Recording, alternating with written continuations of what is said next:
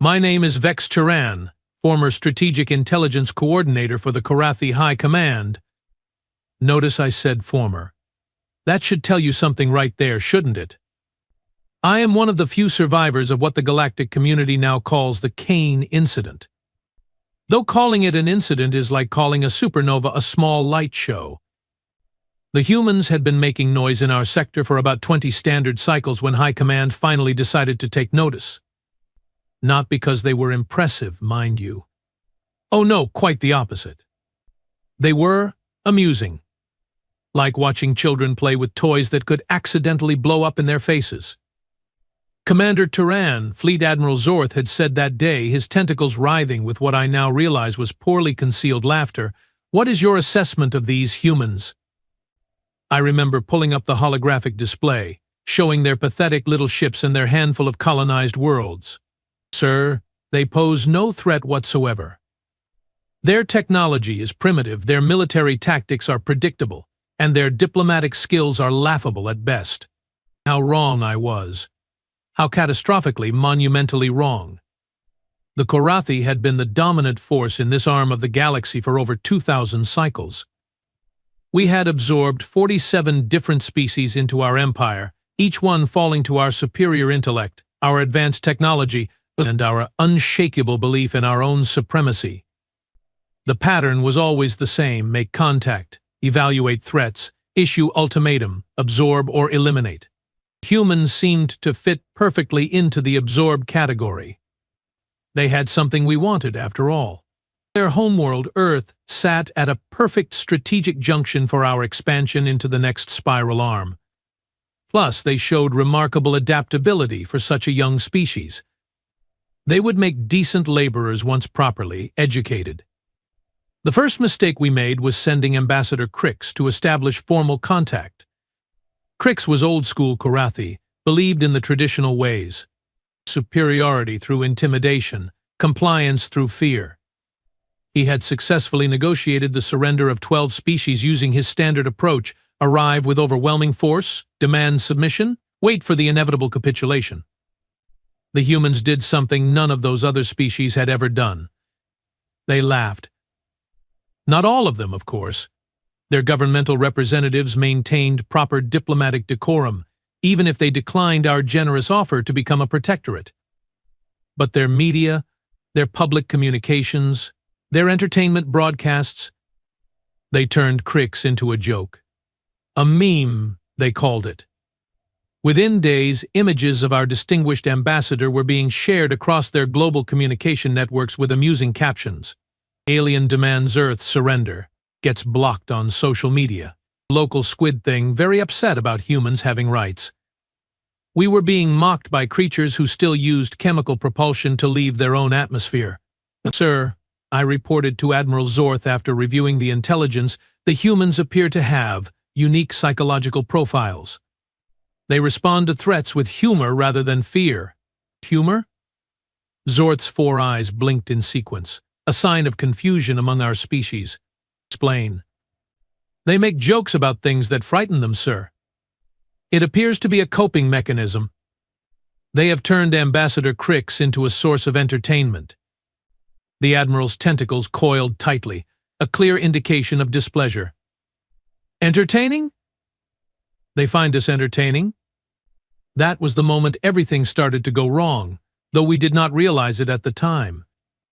You see, being mocked was something the Korathi had never experienced before. Every other species had either cowered in fear or submitted immediately. Being laughed at, being treated as a joke, was not something our psychological profiles had prepared us for. So we decided to teach them a lesson. The plan was simple, elegant, and completely foolproof. Or so we thought. We would demonstrate our technological superiority by intercepting one of their deep space exploration vessels, taking the crew prisoner, and returning them to Earth with a clear message: submit or face the consequences. The ship we chose was called the Meridian Explorer, a small research vessel with a crew of 12 humans. Nothing special about it, just another one of their pathetic attempts at reaching beyond their own solar system. The crew manifest showed typical human demographics: engineers, scientists, medical personnel. All civilians, no military training. Perfect targets for a demonstration of Korathi power. We intercepted them 3 light days out from their Jupiter colony. Our battle cruiser, the Dominant Will, could have vaporized their entire ship with a single plasma burst. Instead, we used tractor beams to pull them into our cargo bay, disabled their engines, and prepared to board. Standard procedure: overwhelming display of force, immediate surrender, efficient processing. Except the humans did not surrender. Captain Reeves, their commanding officer, actually tried to negotiate. Can you believe that? A primitive human, facing a crew of 300 Korathi warriors aboard a ship that could level continents, tried to negotiate. Unknown vessel. Came the transmission from their bridge. This is Captain James Reeves of the Earth Exploration Corps. You are committing an act of piracy against a peaceful research mission. Please state your intentions and withdraw to a safe distance. Commander Geth, who was leading the boarding party, found this so amusing he actually shared the recording with the entire crew. We all had a good laugh about it. Humans demanding that we withdraw. Humans calling us pirates. The irony was delicious. Primitive species, Geth announced over the comm system, "You are now prisoners of the Korathi Empire. Resist and you will be terminated. Comply and you will be treated according to our regulations regarding inferior beings." The response from the human ship was not what we expected. Unknown vessel. This is Vera Kane, Chief Security Officer of the Meridian Explorer. Your demands are noted and rejected. We are prepared to defend ourselves. You have 30 seconds to withdraw before we consider you a hostile threat. The entire crew of the Dominant Will went silent for a moment. Then the laughter started. Security officer? This tiny ship had a security officer? And she was threatening us? Commander Geth wiped moisture from his breathing slits, still chuckling. Did you record that, Turan? The human thinks they can threaten us. A security officer on a research vessel. I was laughing too. We all were. Looking back now, I realize that laughter was the sound of our civilization beginning to die. Sir, I reported to Admiral Zorth, the human vessel is attempting to resist. Should we proceed with standard boarding procedures? By all means, the Admiral replied, his tentacles practically dancing with amusement.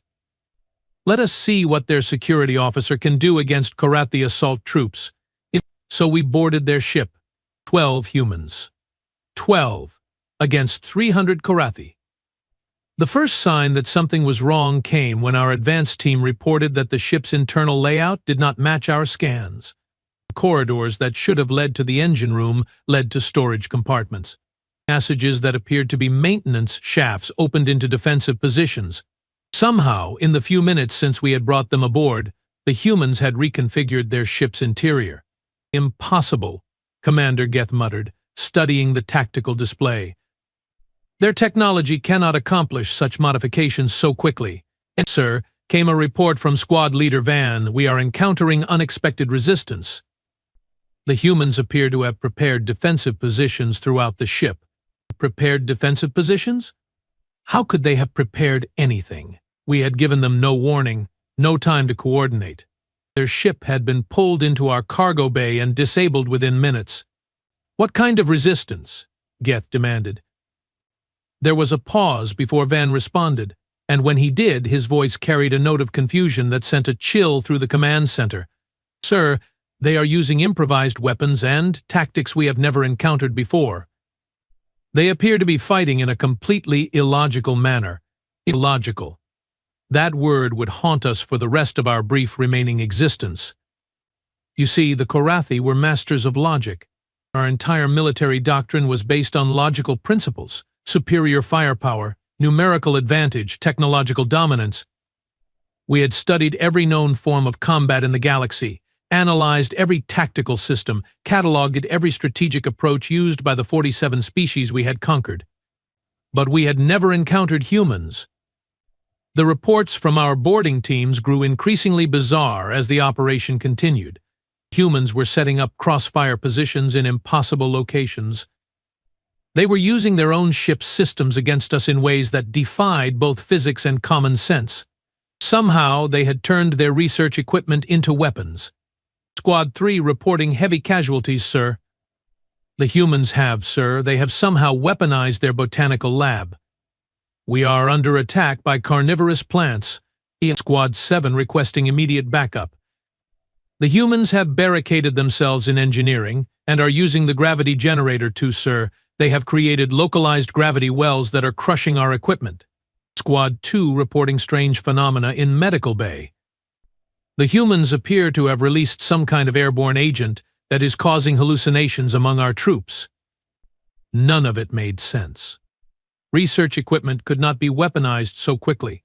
Gravity generators could not be reconfigured for tactical use. And what kind of security officer knew how to synthesize psychoactive compounds in the middle of a firefight? That was when I first heard her voice. Korathi forces, this is Vera Kane. You have made a mistake. You can still withdraw your troops and avoid further casualties. This is your final warning. The transmission came through our own communication system, which should have been impossible. Their ship was disabled, their communications were jammed. How was she accessing our networks? Commander Geth's response was predictable. Human female, you are surrounded and outnumbered. Surrender immediately or face termination. Her reply still gives me nightmares. Outnumbered? Commander, you have 300 troops on my ship. I have 11 other humans, a fully equipped research vessel, and absolutely nothing left to lose.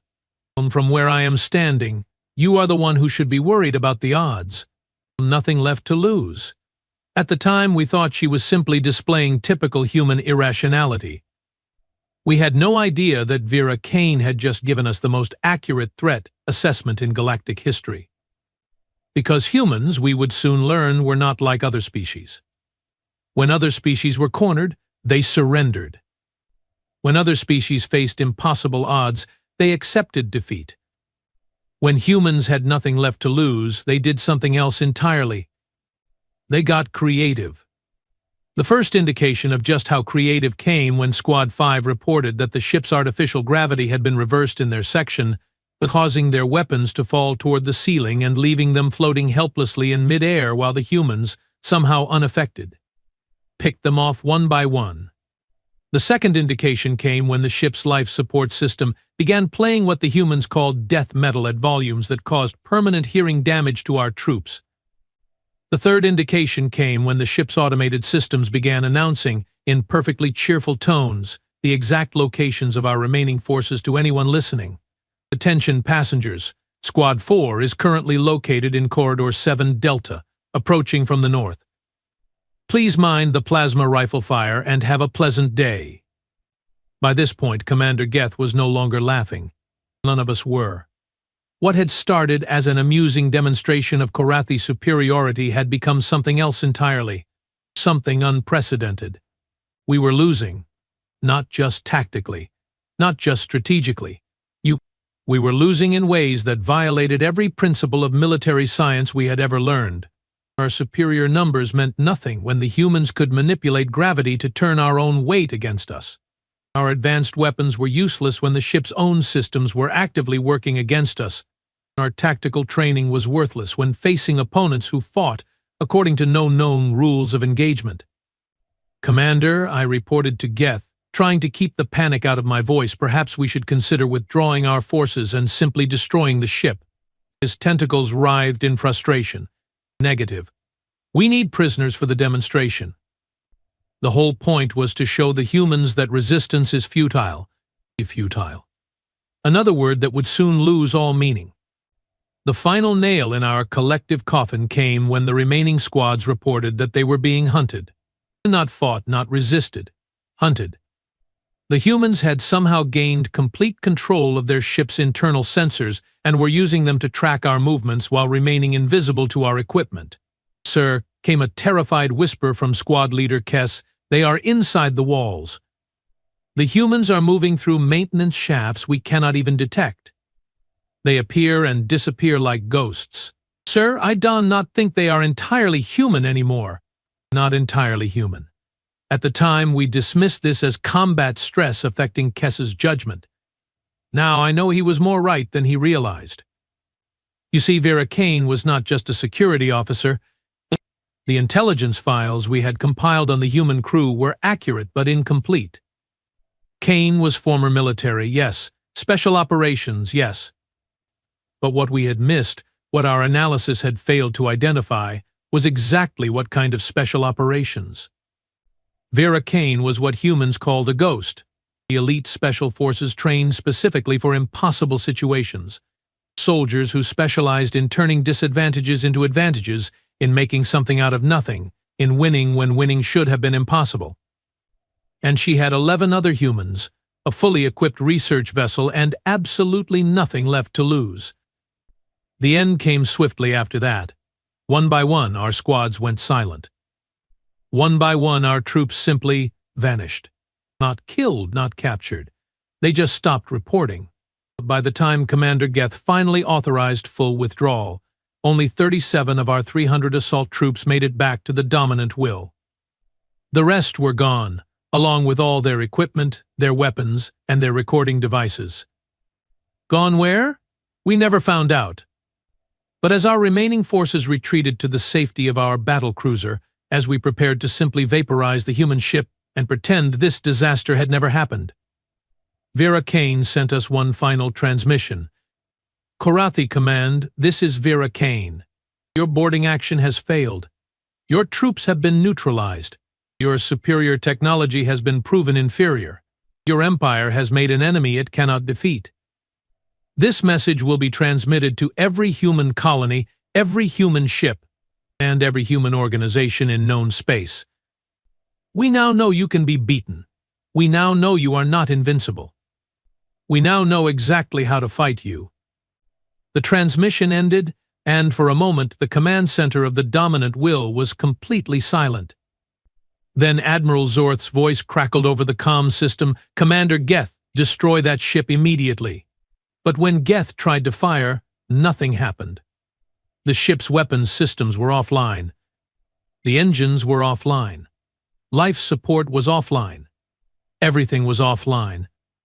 Everything except the communication system, which was broadcasting a new message to every ship within 50 light years. This is Vera Kane aboard the research vessel Meridian Explorer. I am transmitting the complete technical specifications, tactical data, and strategic weaknesses of a Korathi battlecruiser to all human forces. The Korathi are not invincible. They can be defeated. Their empire can fall. And that was when we realized the truth. Vera Kane had not been defending her ship. She had been capturing ours. Now, you might be wondering how I survived to tell this tale. Why, a former Korathi intelligence coordinator is sitting here speaking to you when I just told you that my entire species was wiped out by humans. Well, that is a story in itself, and one that perfectly illustrates just how terrifyingly effective Vera Kane really was. But first, let me tell you about the 12 hours that followed her capture of the dominant will. 12 hours. That was all it took for the news to spread across every human settlement, every human ship, every human outpost in known space. Vera Kane's transmission had not just included the technical specifications of our battlecruiser. She had included everything. Our weapons frequencies, our shield harmonics, our communication protocols, our tactical doctrines, our strategic deployment patterns, everything. But more than that, she had included something far more dangerous, proof that we could be beaten. You see, the other species we had conquered had always believed, deep down, that the Korathi were simply too powerful to resist. Even when they fought us, they fought with the expectation of eventual defeat. They fought to delay the inevitable, not to actually win. Humans do not think that way. Within 6 hours of Kane's transmission, human ships across 3 sectors had begun attacking Korathi patrols. Not running from them, not hiding from them, attacking them. Using the exact same tactics Kane had demonstrated aboard the Meridian Explorer. And they were winning. "Sir," I reported to Admiral Zorth, "we are receiving distress calls from 17 different patrol units. The humans are employing unusual tactics." "Unusual how?" Zorth demanded, his tentacles writhing with barely controlled rage. I pulled up the tactical reports, though I could barely believe what I was reading. Sir, they are using our own technology against us. Patrol Unit Gamma 7 reports that human fighters somehow hacked their weapons systems and turned their own guns on them. Patrol Unit Delta 3 says the humans released some kind of virus into their computer networks that caused their ships to play human music at destructive volumes. Music? Zorth's 4 eyes bulged in disbelief. Yes, sir. Something called heavy metal rock. The acoustic vibrations caused structural damage to their hull plating. But that was just the beginning. The reports kept coming, each one more bizarre than the last. Humans were using our own gravity wells to slingshot their primitive ships into attack positions we had thought impossible. They were broadcasting false navigation data that sent our fleets into asteroid fields. They were somehow convincing our automated systems to believe that our own ships were enemy vessels. The most disturbing report came from Fleet Commander Yax in the Outer Rim. His entire battle group, 12 heavy cruisers and 48 escort ships, had been defeated by a single human cargo vessel. A cargo vessel. How? I asked when Yax was brought before the High Command for debriefing. How does a cargo ship defeat a battle group? Yax's breathing slits fluttered with trauma-induced stress. They turned our own sensors against us. Somehow they made us believe that we were under attack by a massive fleet. Our ships began firing on each other while the human vessel simply watched. And then they boarded each ship individually while we were distracted by fighting our own forces. By the time we realized what was happening, they had taken control of our entire battle group. Taken control? You mean they captured your ships? No, sir. They gave them back. That statement hung in the air like a toxic cloud. Gave them back? Yes, sir. The humans returned our ships to us, along with detailed technical manuals explaining exactly how they had defeated us. They said, and I quote, "We want you to know how easy this was. We want you to tell your friends. We want them to know that every trick you try, we can turn against you." That was when I began to understand the true scope of what Vera Kane had unleashed. This was not just military defeat. This was psychological warfare on a scale we had never imagined possible. The humans were not just beating us. They were teaching us how they were beating us. They were making sure we knew in excruciating detail exactly how inferior our supposedly superior technology really was. And it was working. Within a standard cycle, Korathi forces across the Empire were suffering from what our medical teams diagnosed as cascading morale failure. Our troops were afraid to engage human forces. Our ship captains were requesting transfers to sectors with no human presence, and our colonies were petitioning for independence rather than risk human retaliation. The mighty Korathi Empire was dissolving from within, and we had not even officially declared war on humanity yet. But Admiral Zorth was not ready to surrender. "Gather the High Command," he ordered. "We will end this human problem once and for all." The plan was simple: bypass human space entirely and strike directly at Earth. Cut off the head of the snake, as they say. One massive assault, overwhelming force, complete planetary destruction. The humans could not employ their strange tactics if their homeworld was reduced to cosmic dust. We assembled the greatest fleet in Korathi history. 300 capital ships, over 1,000 support vessels, and the crown jewel of our navy, the Eternal Dominion, a fortress-class dreadnought capable of cracking planets like eggs. The plan was flawless. The execution was perfect. We jumped directly into Earth's solar system, bypassed their outer defenses, and prepared to deliver the killing blow. That was when we discovered that Vera Kane had been busy. Earth's orbital defenses were not what our intelligence had indicated. Instead of primitive missile platforms and energy cannons, we found ourselves facing something completely unprecedented, a network of defensive stations that appeared to be constructed entirely from captured Korathi technology. Our own technology turned against us on a planetary scale. "Sir," reported Fleet Coordinator Dex, "Earth's defensive grid is broadcasting our own identification codes. Our targeting systems cannot distinguish between their stations and our ships. Override the systems, Zorth commanded. Manual targeting only. Sir, that's not possible. The humans are somehow accessing our targeting computers directly. Every time we attempt to lock onto their defensive positions, our systems identify them as friendly Korathi vessels. But that was not the worst part. The worst part was the transmission that came from Earth's surface, broadcast on every communication frequency simultaneously. Korathi Fleet, this is Vera Kane, speaking from Earth Defense Command. Welcome to our solar system. I trust you recognize the technology we are using against you, since most of it used to be yours. Even now, remembering her voice, I feel a chill that has nothing to do with temperature. Because Vera Kane did not sound angry, or desperate, or even particularly concerned about the massive fleet that had come to destroy her homeworld.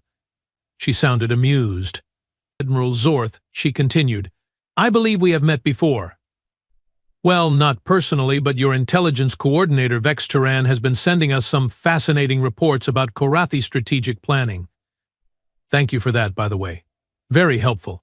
My blood froze. How could she possibly know about my reports? How could she know my name? The answer came with her next words. Oh, did I forget to mention? When we captured the dominant will, we did not just take the ship. We took everything on it, including your complete intelligence database. We now know the location of every Korathi colony, the composition of every Korathi fleet, and the personal files of every Korathi officer. The silence on the command bridge was absolute. Kane had not just been fighting us.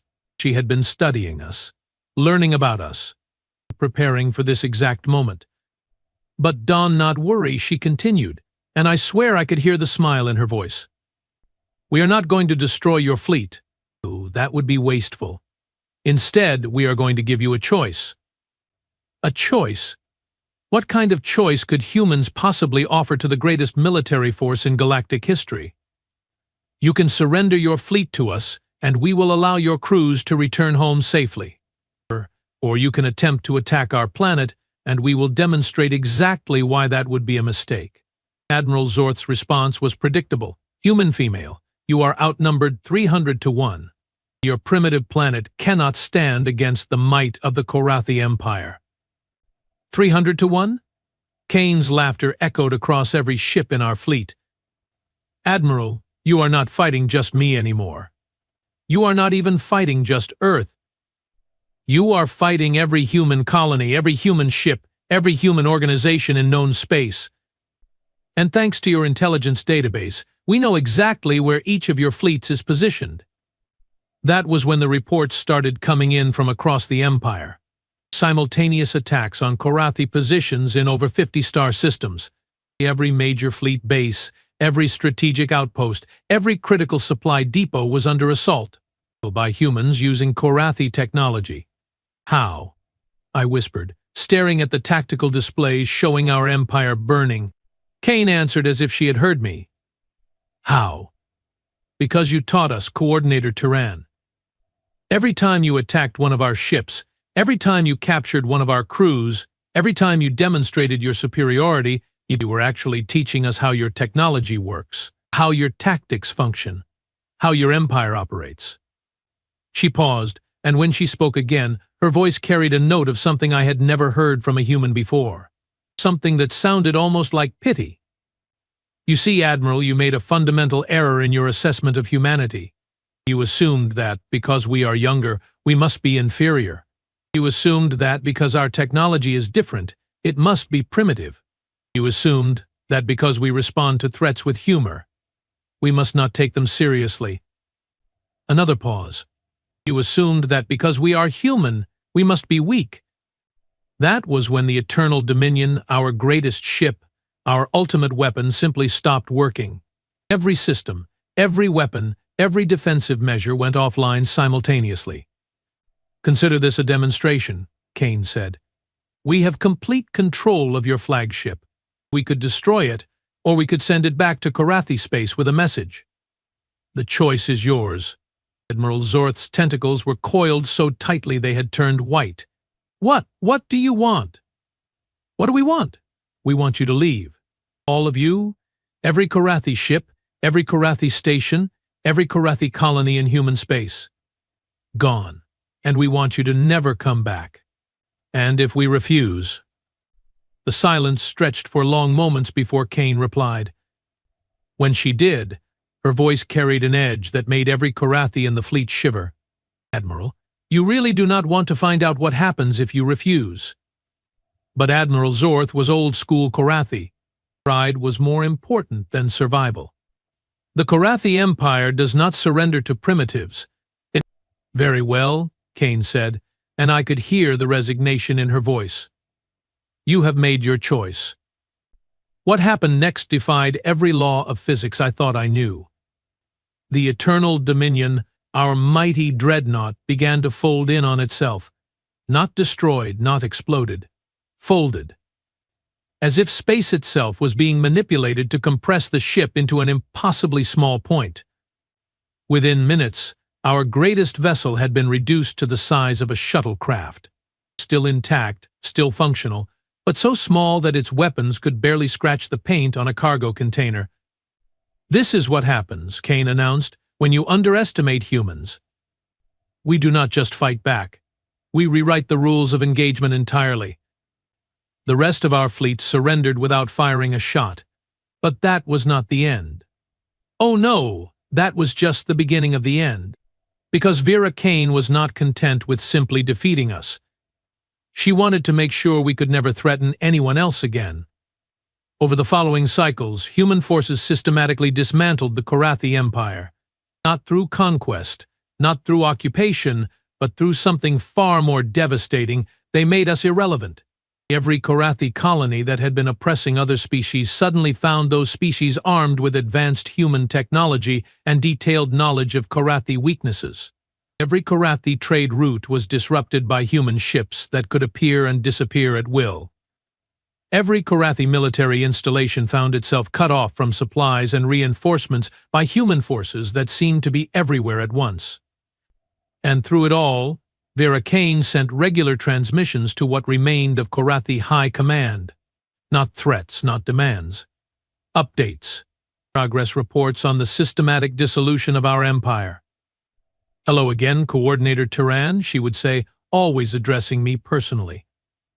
Just thought you would like to know that the Nexus colony has declared independence.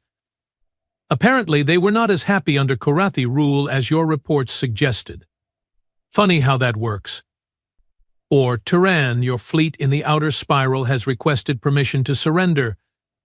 I have accepted their offer and provided them with safe passage to the nearest neutral system. You might want to update your tactical assessments.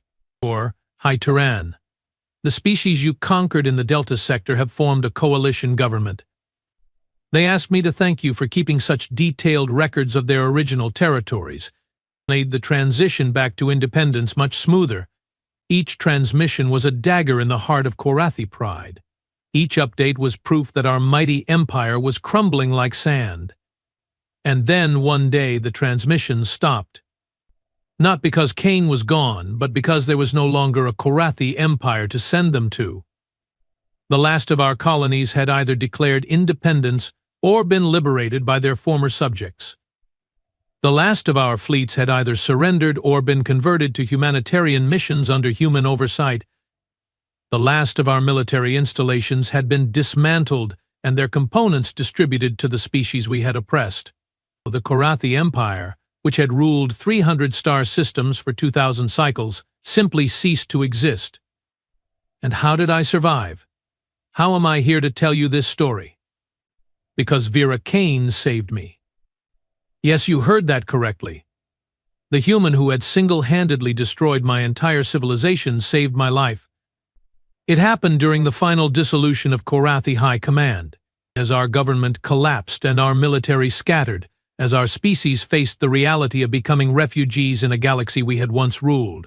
Kane sent me a personal message. Coordinator Turan, you have been monitoring our communications throughout this conflict. You have seen how we operate, how we think, how we fight. You understand better than most of your people that we are not the monsters your propaganda claimed we were. She was right. I had been watching, analyzing, trying to find some weakness in human tactics. Instead, I had learned something that terrified me more than any weapon. Humans were not just defeating us, they were trying to help us. Every Karathi colony that declared independence was offered humanitarian aid. Every Karathi crew that surrendered was provided with food, medical care, and safe passage. Every Karathi civilian caught in the conflict was protected, not persecuted.